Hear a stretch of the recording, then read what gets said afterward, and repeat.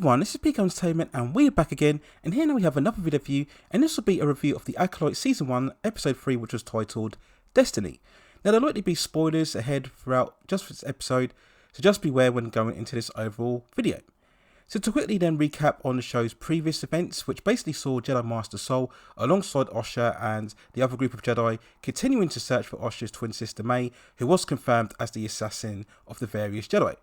Now this third installment was a flashback story, seeing Osha and Mae in their younger years, and we see that they're from a coven group of witches who were based on the planet Breadnock. We see the mother leader Anastasia and her partner Mother Coral discussing the twins' origins. Coral states that she has carried the twins for a long time, so we are not exactly clear where they came from. It was later stated that both twins were born without a father, and we learn that the witches have been relocated to Breadnock for a safe haven after being exiled because of the fears of their dark powers. They are fully aware of the powers of the twins and also of the oncoming presence of the Jedi. And we see the early scenes of the witches explaining the Force and how it works, and we also know that they're getting ready for a ceremony of ascension, which will see the twins inhibit the power of the witches. Whilst Mae is all ready for this, Osha shows reluctance of the witch's life, and this is very much the seed of the conflict between both of them. We then move to the ascension ceremony for both of them, and Mae is given the power, but before Osha receives it, the Jedi arrive, which includes Master Adira, Sol, and also Torbin. The Jedi outline their concern for the children that are being trained, and after both Osha and Mae are revealed, Sol immediately connects with Osha, offering her to take the test to become a Jedi. Initially resisting, the witches eventually agree for the twins to take the test, planning for them to deliberately fail and remain at home. But Osha defies this plan and decides to join the Jedi, but Mae is very angry about this, and not wanting to let her leave, she traps her in her room and then causes a fire, which then sets the whole entire compound alight, killing all of the witches. Osha manages to escape and then is later on rescued by Sol and taken in, whilst we see Mae alone later on sometime afterwards in the forest. Now if you follow social media going into this episode, there's been this ongoing narrative that this third installment was going to be this truly devastating episode, destroying all of Star Wars and being a final nail in the coffin for the long-standing franchise. Well, having seen the episode myself, I'm probably in a minority here, but I really didn't see quite the justification for this outrage. Yes, I understand the current online perception of Star Wars, the negativity propelled really from the deconstruction of Luke Skywalker that we saw in The Last Jedi. And following that event, Disney and Kathleen Kennedy have been fighting this almost never-ending losing battle to try and convince fans back to the franchise ever since with each following movie or series. And I also understand the nature of commentary today and the utilisation of negativity and drama for hate clicks and views, and that Star Wars is a prime target to help remain in a social media algorithm. But this episode itself was nowhere near the worst episode of Star Wars. There have been far worse installments in all of the previous shows, especially when I look at the likes of Obi-Wan Kenobi, Ahsoka, The Book of Boba Fett, and also The Mandalorian Season 3. Now on the other side, did this episode have problems? Yes it did. And overall my biggest issue was the characterization of the Jedi themselves. Having them just wade in there, literally claiming any young child into their order, really seemed out of character and nature with the Jedi that we've come accustomed to throughout the many years, throughout the prequel and the original trilogy especially. There really was such a lack of consideration for others, or indeed not really thinking about what excluding the children from their original families would do to the children themselves. We have to remember that this is an era during the High Republic where everything is peaceful within the galaxy, so why exactly are the Jedi concerned with any children who potentially have the Force? If the Jedi Order is of any value, then these children will grow up and join the Order willingly. We shouldn't have to see the Jedi dispersed all over the galaxy, and dare I say that the Jedi themselves came across as this almost totalitarian or fascist order, which is not really what the Jedi have been, so I didn't really like that when seeing this episode. We then had the whole event of Mae setting the compound on fire, which kills the entire witches.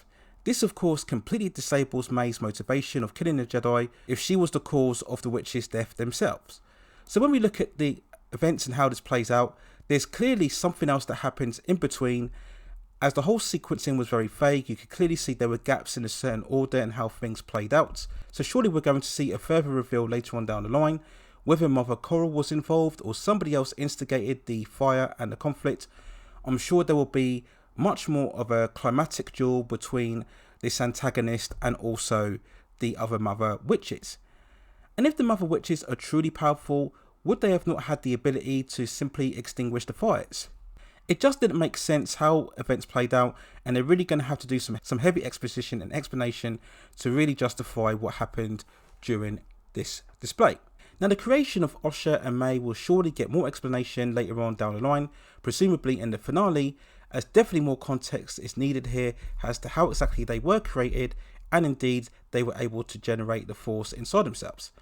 And I also believe that Osha's desire to simply leave and join the Jedi was all too swift. She's barely been introduced to them, she's never seen them before, yet she just wants to up and leave people that she's known for many years. She doesn't even know these people, so why does she trust them straight away? Yes, we establish early on in the episode that she's opposed to the ways of the witches, but there simply wasn't enough development to justify her leaving her own people. We then look at Mae, who wanted to kill Osha for leaving, and that was quite a drastic trait within the character. Now, we can understand her having this more ruthless type of nature in her elderly years, because originally we thought she blamed the Jedi for her people's death, but already having these murderous traits when she was younger just didn't quite sit right with me in terms of the character. And is Osha really mature enough to make that life-changing decision to leave her own people? I'm not sure that she is. So we will then talk about the more controversial narrative about whether this episode truly destroyed Star Wars completely. This is where we talk about the whole creation of the twins, who we were told have no father, so there is no lineage here in terms of Force powers from previous individuals. So can the witches really just create beings within the Force or from scratch?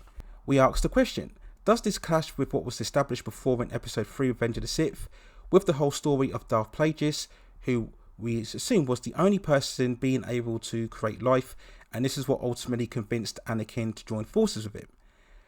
Does this event take away the speciality of Anakin, who, when we see Phantom Menace, is established as the first real chosen person with the Force or the midichlorians without any previous lineage? Now, strictly from a canon perspective or a hardcore fan perspective, I can understand completely the arguments and certainly the dissatisfaction here, and this type of storyline once again highlights the many issues doing these prequel series without paying proper attention to the lore and the mythology. If you don't pay proper focus on what exactly went on before the story you're trying to tell, you end up putting in elements that do indeed de-establish canon, and once more you risk antagonizing fans, and this is something definitely that the Star Wars franchise didn't need, as there was plenty of that antagonism going around already. So I really don't understand why they continue to do this. We saw the same thing also with Star Trek Discovery with the whole introduction of the Spore Drive. And it always comes across as if the writers are trying to shortcut their way into trying to make their series or their characters as culturally relevant and significant as the previous characters before. And you simply can't do this. You cannot just input these elements within the mythology and expect everybody to just roll along with it. But when I look at these scenes overall, I ask the question, do they really affect Anakin or Luke's story or narrative? There's no mention of the Acolyte characters, of course, in either the prequel or the original trilogy or indeed the sequel trilogy. So are they really that important? Can we simply not ignore what goes on before within the Acolyte? It's looking like it's going to fall the same fate as the other Star Wars series in terms of having almost zero relevance in terms of fan recognition or memory. Do these scenes really affect the overall enjoyment of the prequel or original trilogy? Can I still go and watch Phantom Menace having known what's gone on before and still be entertained? Yes, I can. Same goes for the original trilogy. Regardless of what happens within the Acolyte or any other future Disney Star Wars project, it will never take away that special enjoyment and fondness that I and a lot of fans have for the original trilogy. So whilst on the one hand I can completely understand the disagreement and the outrage to an extent, especially of the more passionate hardcore Star Wars fan, I really honestly think that something like this can be brushed off, because currently the Acolyte, whilst I don't think it's the worst Star Wars series, it once more fails to really connect with you in terms of any significant or impactful storyline, and it's looking once more that once the show eventually finishes its 8-episode run, it will be quickly forgotten about, and then we'll just simply move on to the next installment. So for me personally, not a terrible episode, not the worst episode, as I think there's been far more certainly clunkier and disappointing episodes within all of the Star Wars series. It has definite problems in terms of its storyline, which hopefully will be addressed later on down the line. And I just hope that this will be a further lesson in how you're going to do these prequel stories, and that you make sure that you further pay attention to the overall established canon. So those are my overall thoughts and feelings when reviewing the 3rd episode of The Acolyte. Let me know what you think in the comments below. And if you have any other further movies or television series or any other topics within the pop entertainment and culture scene that you'd like to see me cover, then also let me know within the comments, and I will see if I can provide further commentary for you on that subject matter within the future. Please also hit and like the subscription and notification buttons so I can provide you with more high quality content like this in the future. But that's it for now. Take care of yourselves, and I will see you very, very soon.